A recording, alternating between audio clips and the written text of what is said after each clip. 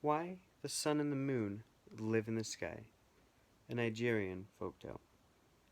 Many years ago, the sun and water were great friends, and both lived on earth together. The sun very often used to visit the water, but the water never returned his visits. At last, the sun asked the water why it was that he never came to see him in his house.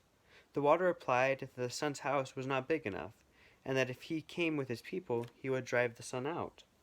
He then said, "If you wish me to visit you, you must build a very large compound.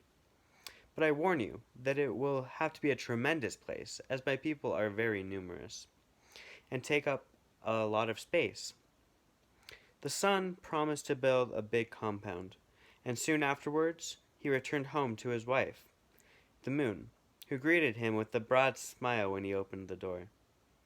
The sun told the moon that he had what he had promised the water, and the next day commenced building a huge compound in which to entertain his friend.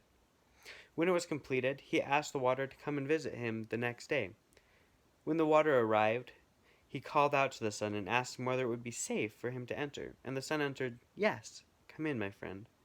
The water began to flow in, accompanied by all the fish and all the water animals.